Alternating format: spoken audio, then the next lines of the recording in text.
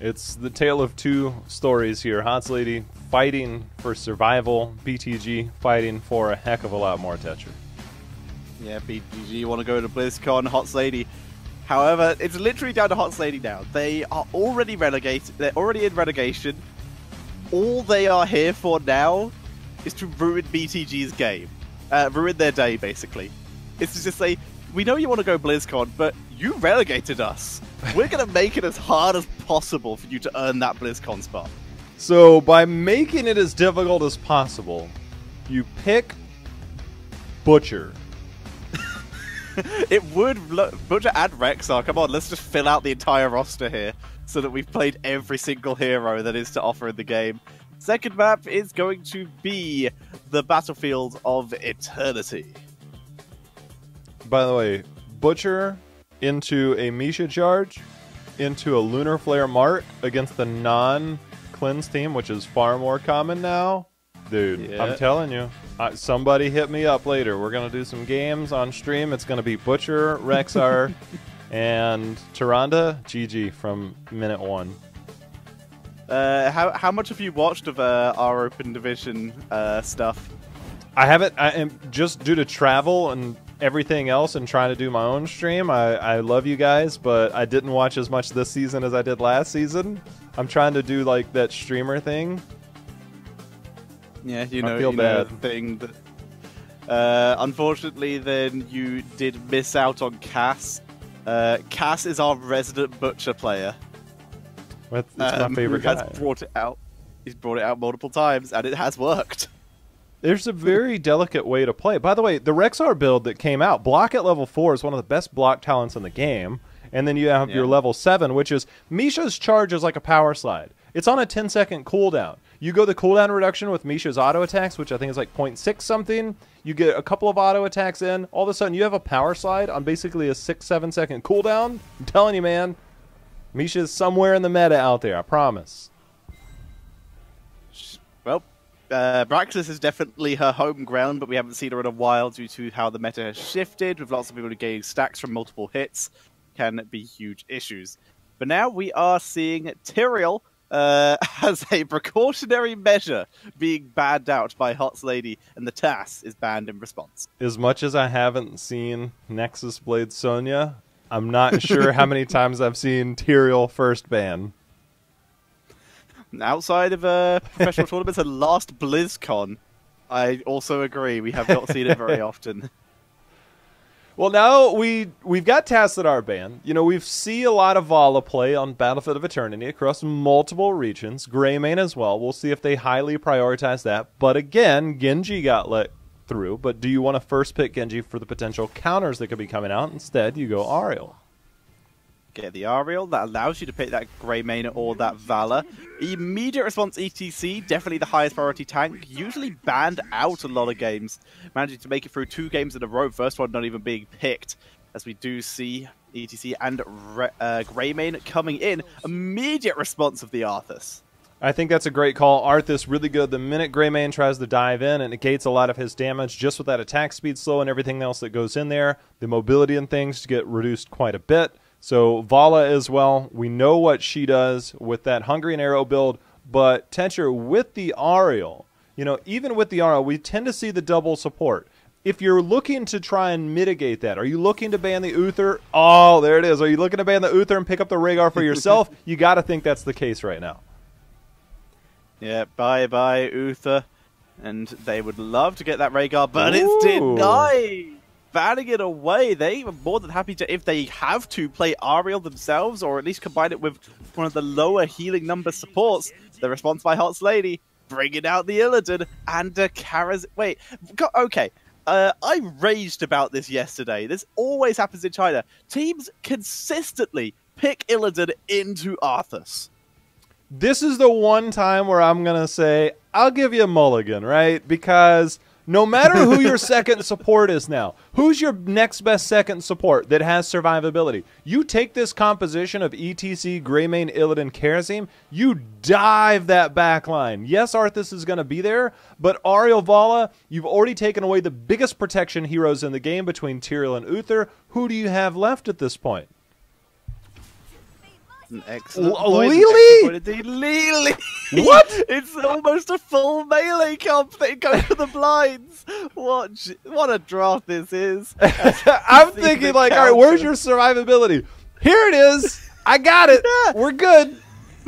And even some counter damage in the form of the Malthael.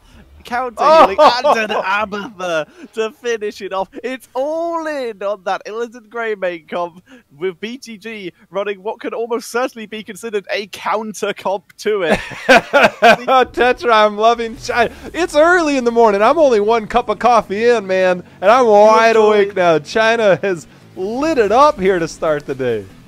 You have joined at the best time. The last day is always crazy. There's nothing to lose for a lot of these teams, everything to gain for the rest, so you always get the desperation picks, as we are seeing a Lily make her way into the draft. Illidan picked into an Arthas, which is then follow-up countered by a Lily.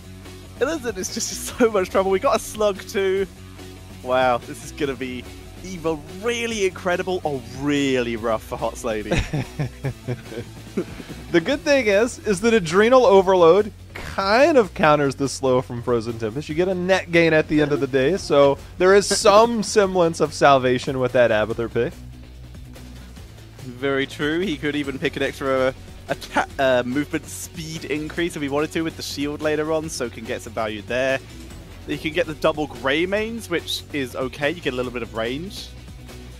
Don't hate it. I mean, double ETC, just go full CC. Not that useful, but it could happen. Wow, this is going to be exciting, Jay Howard. This is unexpected and unusual. But it's seriously a consistent problem in China going with an Illidan into these Arthas comps. I'm not going to argue. I always like to see the unusual come out. I saw Lily picked up at Eastern Clash #2 on Sky Temple. Didn't work out that way, but we're going to get it here. It's game 2 to start the day. That is a loud intro. It is a very loud intro, and yeah, we have, you're remembering Simba, who is very much the outlier of China, not a player manager, but something good. Poor Simba.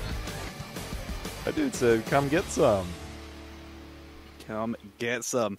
As we load in, ladies and gentlemen, to Battlefield of Eternity. And on the left, it is Beyond the Game with A on Ariel, 619 on the Arthas, ZJZ on Malthael, MJ on Lily, and ST is playing Valor. On the right side, bringing in that full dive composition is going to be HotsLady, as we see 365 going to be putting in the work on Abathur. Again on Karazim. Feed B on the Greymane, and then we'll get the other few here in a second. You had to be quick, dude. I realize that now. I can't do any type of like fluff or flair with that. I just go straight in. Exactly. Mine finds Arthas, and that will reveal this big old group up in the mid lane. Also, Pleb Horse disappointed from ST there, but running a skin, so slightly forgiven. As we do see rotation into the bottom lane. It's going to be Tyrael versus Illidan in the top lane, plus a Locust for some assistance.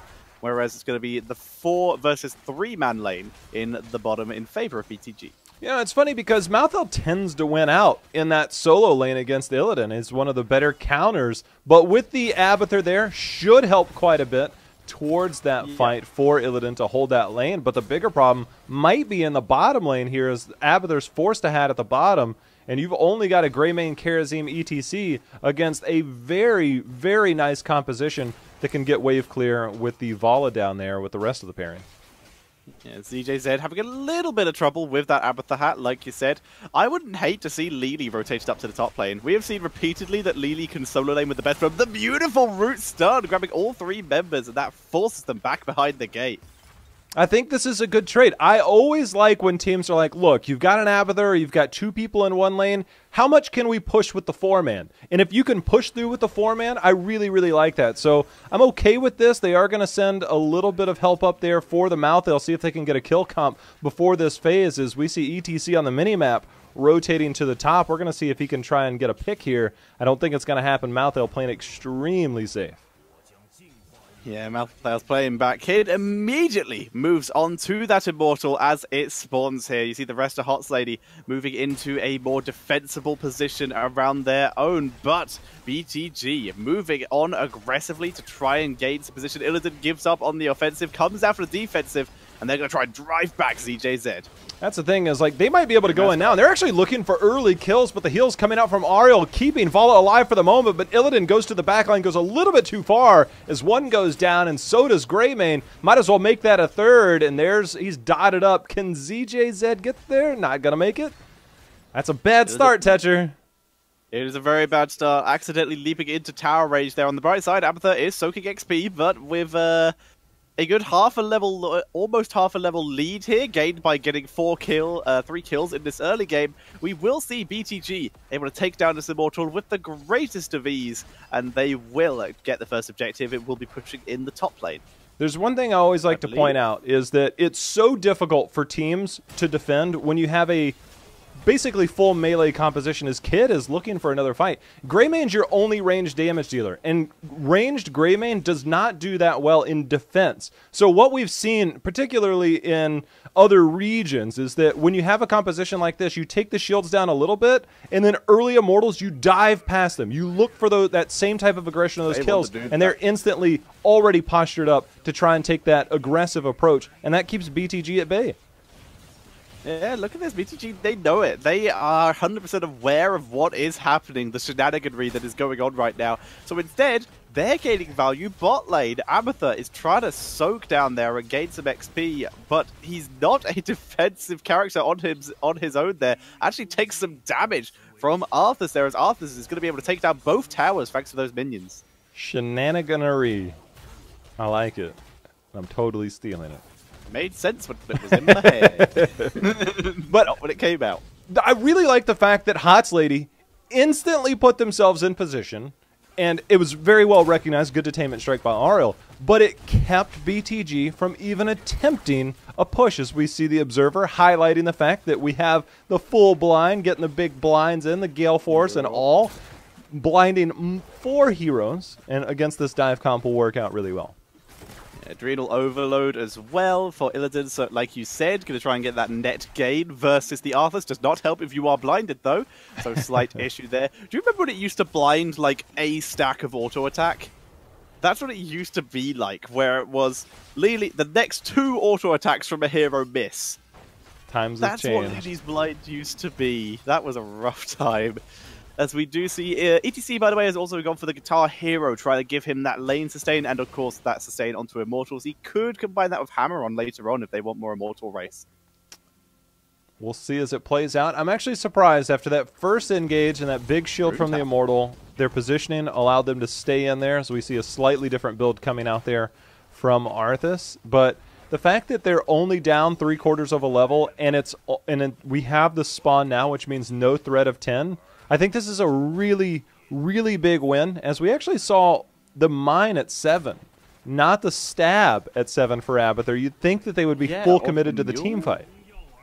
Like, no full team fight, no mule for defense. They just go for slowing down rotations, which I guess is kind of what you want against this heavy engaged team.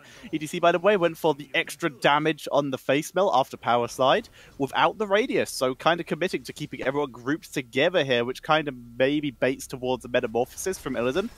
We'll see if that works out, as Illidan does try to go into the backline. Arthas is on top of him, though. Illidan gets slowed. In comes Karasim, looking for his target, but Carlo is the one getting targeted. He's trying to bait through the mines here, and it's actually Ariel who is killing him off here. Karasim dashes to freedom, and, root on Carlo. He is alive barely with that power slide. All the attention was there, but on the backside, Greymane was isolated, and we see Karasim's like, I gotta help somebody, so we're gonna go here. But now they're going to give up the race, going to give up another Immortal here, as this is going to go down rapidly. So we're going to have another heavily shielded Immortal. Will they take the same aggressive approach that they did in Game 1? Will HotsLady try for the defense there? We'll find out momentarily. Heading into bot lane, Abathur may be forced to relocate as soon as possible. As Carlo, once again, they were always trying to capitalize. It's like pretend, just get something.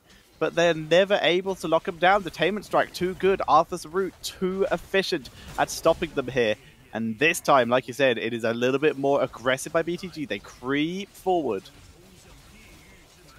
But they are so scared to engage. Abathur's top. The cleanse is already going to be used. Kid going in, putting a little bit of pressure, but the threat is so real. And if you don't get a lot out of these early pushes, imagine what it's going to be like post-10 when you've got the potential stage dive in your backline. Yeah. Maybe we see the mosh pit. When you've got the hunt potentially coming in. Metamorphosis, as you said. There's so many options to engage against BTG. Do you think Lili is thinking, look, Water Dragon will get some value if they dive, but do you think they're going to need Jugs? They've kind of got to go Jugs, I think, just for the sake of self-sustain. If anything, keeping Lili alive. The Valor has to 100% go Rain of Vengeance because they have 0 stuns. Yeah. So it's got to be Mosh Pit, and all ETC has to do is to get Lili and Valor in that Mosh Pit to make sure that Lili cannot cleanse Valor out. It is going to be Jugs, Armor of the Dead, Tormented Souls, Aegis, and the Rain of Vengeance as level 10 approaches for HotsLady as well. But look at that XP lead in favor of BTG at the moment. But the biggest thing is that level 10 will be here for HotsLady by the time the next Immortal starts, and that is a big win. I tell you what, I'm really looking forward to yesterday's patch. The Impalers that we see there got a buff. Health nerf, yeah, more damage buff. Instead of just idling in a lane for like 2 to 3 minutes, which is what they do, they don't really push hard. Trying to kill a single minion. Now they're actually going to be able to do something. But HotsLady, the Shaman camp is going to be picked up there. It looked like they might try for an engage. They're just going to go ahead and fall back and then try and set up a party bush, maybe? They're just kind of hanging out. Maybe. They have Mosh Pit. It is Metamorphosis, 7-sided, go for the throw and Ultimate Evo. They're going to get this fort here with this minion wave. But yeah, you mentioned the health nerf and the damage buff. Illidan rooted. He does have friend or foe, so he should be able to escape here. Trying to get to the rest of his team. Get stunned out. Rain of Vengeance. They're just going to turn it around. Mosh Pit gets so many. Arthas is the one who is cleansed. As we do see Valor get completely deleted. The Arthas slow and the Tormented Souls getting so much value. Greymane being forced away. Karazim and Greymane both getting targeted together. As we see Illidan trying to turn it around. Greymane drops the damage. Aegis will finish off Feed B. It's a 1-for-1. It is Greymane for Valor, but the Abathur clone went down too. Kid's like, look, it might be over for now, but we ain't done yet. But he dives into the stun as the Immortal, the MVP in that fight. Now Carlos being locked down. He will fall next. And HotsLady looking for the re-engage. I think it was a bit of a mistake, but the positioning by Illidan not recognizing that. That circle was up before he went in. I don't know if it was the strike or the dive there, but he definitely overextended there. Yeah, but not no like mistake this. there. Not like this. Not good at all. That was not ideal, as we do see the Immortal swap places. Halftime show already achieved by BTG. They even sent a couple members to a fountain, making sure they are all healthy, all good. Their heroics coming slowly back off cooldown. It's basically only going to be Tormented Souls when it's available. Good mind spread by Abathur, so that is helpful at least. Oh, those slows are so terrible. And I just want... Okay, Cocktail was finished there. The Cocktail, we saw the Greymane light up, so definitely a big win there when it comes to trying to poke before the team fights. But we see ZJZ down in the bottom lane trying to soak 13. And BTG, they don't have to engage. The onus is on HotsLady to try and force this. As we see, the Shaman camp will be picked up. Abathur doing work in the top lane, as we can see on the minimap, trying to get some of that XP back. So it does kind of lend to HotsLady to at least not give up too much. But once 13 hits, you got to look for BTG to try and engage. We see HotsLady just hovering around their own Immortal at this point. They're on a defensive mode. Remember, if BTG win this game, they are going to BlizzCon. HotsLady looking to try and stop that with this all-in combo. It only really needs to succeed once for it to start to snowball out of control. 7-sided. Here's the Tormented Souls to try and turn it round, but we're seeing Malthael barely surviving in the backline. Carlo, the mosh pit is interrupted on the full cooldown here. We see already Greymane down. Good root on Karazim. He is dropped. And this is BTG snowballing through this fight. They're going to get Illidan too. Yep, last shot gets him. and BTG gonna get a full shield immortal. Somebody at Blizzard's already emailing somebody. It's time to get to work, team. We got to book some tickets. And it's going to say BTG all over them. BTG in full control. A full shield immortal Tetcher. 10 kills to 1. You got to think they're starting to build up some of that confidence. They know that Mosh Pit is down. They've dealt with a lot of the dive. I think this is their opportunity to finally take one of these immortals and finally start to push in, because this is super healthy. But HotsLady, I got to feel, will be relentless with their approach, as we see the clone Greymane is already out in defense and not for offense. Yeah, when you're using a clone for defense, you know you're in trouble, but look at the aggressive move in there from BTG. They want to try and make this, but right now HotsLady are just currently delaying. They need to keep their keeps up, let Amethyr soak. The ideal scenario here, it's very unlikely they're going to win an Immortal at this point, so it actually looks like they may just attempt to, once the Immortal's starting to push bot lane, maybe just attempt for a core through top. Because that's actually got to keep open. There's no fort there. They could attempt a backdoor later on in the game, because it's looking like their only hope at this point. Arthas has been such a wonderful pickup in these fights. Every time somebody presses the button, he's like, "Oh, that's cute. Let me just go ahead and put out a whole lot of AoE. I'm going to slow you down," and then they instantly dive back out. Howling Wind and Frozen Tempest just keeping everybody in check. They've got Shrink Ray as well from Lily. They have so much anti-pressure here. As we do see HotsLady, then we do have Crown Surfer for Carlo here. This could be a decent angle for him to try and make something happen. Moshpit is available. Amethyr, he has Ultimate Evolution. They might try to make a play 7-sided strike. Kid moving into the backline, but they turn around to fight Arthur's Tormented Soul, getting so much value. ETC gets nothing done here. He's getting pressured. Malthael just jumps on him, finishes Black Harvest, and gets the kill. This is a disaster. Illidan is completely surrounded, gets a Metamorphosis, but it's 4v1. He goes down. Karazim, the only survivor, he retreats to go find Amethyr and ask him what just happened, as we do see the keep about to be under pressure. It's going to be under pressure for sure. That entire time, ETC was like, "Look, I'm looking for my angle. I'm looking for my angle." He could not find it, and Vala just wrecked him on that back line. And the rest of his team, Jugs went out, Tormented Souls went out, and the minute that happened, ETC tries to come around and peel, and he comes around at like 15% health. You can't make it out of there. Down goes the first keep of the game. That's going to really, really put HotsLady up against it. Impalers moving in with their damage. This is once again their pre-damage buff and health nerf, basically making them still slightly more tanky than Reyna, as we do see them BTG moving around.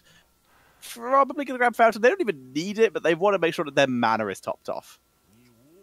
Well, believe it or not, the position of these Immortals do favor HotsLady, because it gives them time, because it's in a defensive position for them, that they can try and soak 16, and then they can have another team fight. All their heroics are back up. We're going to see, can they get the flank? The stall potential, the poke potential of a Vala is good, but BTG, we've already seen them hesitant to at least posture up and try and take advantage of that, as we see Greymane will dodge there, Kid going in, poking again, and the poison, or the dot damage is just so much. Now that it gives them an opportunity to push forward, Vala going to get a little bit of damage in.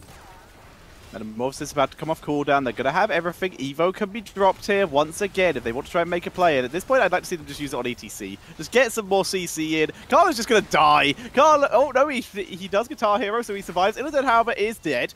And again, will follow. Down he goes. ETC comes back to try and give him someone to dash to. It's too late. Amethyr is slugging back to base as he's getting chased too. Feed B fleeing for his life. And this is going to be not a core attempt, but it's a lot of pressure on it. 365 with a little bit of a proxy here. That's where he tunneled to. The Shaman camp does get value. Malthael has already hearthed back in response. They've got enough damage and enough team coordination. Amethyr doesn't have his global. He's not going to be sniffed out there. But at this race now, oh my goodness, there's almost zero chance, I think, HotsLady survives this. There's still a keep. Amethyr has tunneled out. He was able to escape. Actually, was that an ultimate Evo? I think he might have... Oh, no, he beat back to base. There we go. He's fine. So, yeah, this is a big Shield Immortal. I think they're either going to... Okay, it looks like they may attempt for a blow-up on someone here. I would prefer the backdoor attempt, honestly. I think that's actually more likely to succeed, and that's saying something.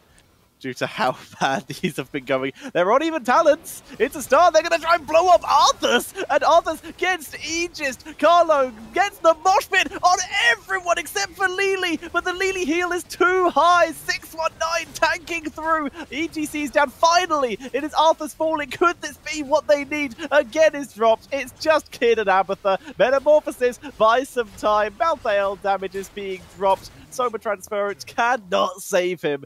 This is a full shield immortal pushing onto the keep with 4 members alive, and that is going to be GG. 19 kills to 2. Will Abathur make it 20? Abathur just barely gets back. But that's it. Lily confirmed broken here at HGC China as BTG has stamped their ticket to BlizzCon behind a Lily composition Tetcher. Well played by BTG. They are qualified for BlizzCon along with Super Perfect Team and Challenge. China's representatives have been decided, and we also have our relegation. Spot. HotsLady will unfortunately be going to relegation. Oh, they're ready for the presentation.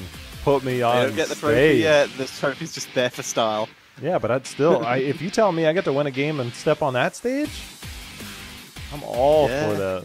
All for that. Look at you, Tetcher. You look great today. Yeah, I'm a bit balding, unfortunately. We're back on here as the Chinese casters having a little bit of fun there.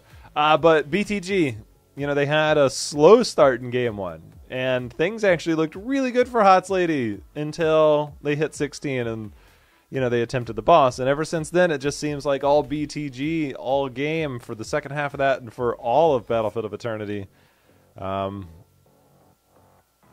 to BTG on a dominant game 2 there. 19 kills to 2 is the final kill count, Tetcher. Yep, absolutely devastating play there as a BTG. They took HotsLady attempting something very risky by trying to go for an all-in style comp, but again, you picked an Illidan Greymane comp into Arthas while your opponent also did still need a double support and Lily was still up. I don't know what they expected to happen. You know, I mean, the Greymane was the earlier pick, which is fine. It's Battlefield of Eternity. Yeah, but then Arthas was picked up in the before second ban, so it's not like it was a surprise. They knew it was there. They purposely ran into it, and this continuously happens. Also, Michael Udall just retweeted the just liked the Michael Udall VP Twitter post that someone made. So Nico, that's Nico. Nico. Yeah. That's savage, Nico. Nico, one of the observers from Europe, comes out with a savage tweet and calls it a Chinese Michael Udall VP. I only said anything about it because chat did. Michael Udall, if you're watching or listening, it was only because of chat. Yeah, I mean, Breeze still gets stuff, still gets taken the mick out of for the Kael'thas thing. If you make even the tiniest mistake in esports, it just hovers over you for life. Lagif. Lagif, exactly. Lagif. Exactly. Look, I want to try and clarify because we don't get to do the pro division. And so Lagif, right? Jake and I casted that. It's one word, Lagif. Yep, there's no space Lagif between the G and the F. It's Lagif. All one word. So we see there the final scores 19-2, like you said. All 4 forts remaining for BTG in exchange for the 1 remaining keep that we had at the end by HotsLady. Level 20 to level 17. The 20 wasn't even necessary, it's just extra stuff there. The Malthael pick and the Lily pick for the last 2 picks really did it for me. I mean, it just... They went all in on the fact that, look, double support, the jugs were perfect. You know, they only gave up 2 kills, and even then it seemed rather unimpactful. So, very, very well done in terms of the draft. The Arthas alone, I mean, when you're all in on that and you don't have that backup option, sometimes when it goes bad, Tetcher, it goes really, really bad. I think that's what I said at the start, actually. I was like, this is either going to be amazing or absolutely catastrophic. Turned out to be the latter, as HotsLady go down 2-0, BTG up to 20 points, and they secure that final spot. And the Lily MVP, Lily OP. Of course. Go up, vote a Reddit post. Just instantly all in. We're going to see Lily. You know, we saw changes to Rhaegar. We saw changes to Karazim. You know what? It's time to bring back Lily. New patch, new meta. She's still good in exactly this kind of situation. She's situational, and that's fine. Predictions-wise, you can see just under half the casters predicted that 2-0. An ambitious draw prediction from a lot of the casters here. What would your picture look like, Tetcher? What motion would you be making in your picture? I would have predicted the 2-0. So no. What would your picture look like? Not your prediction. I mean, it would be my face. Yeah, but would you be holding the back of your head, face palming, looking off to the side, staring blankly? I'm not sure. Here's the thing. Me and Kendrick are going to see each other soon. So I'm thinking I'm going to ask him to bring his suit, and we're just going to do them then. And just set them up for next phase if we do end up doing next phase HGC China. Just add them on the end. I like it. I like it a lot, actually. So yeah, we'll probably end up doing that. We'll see. We still need to hear if we are doing next phase. We will find out soon.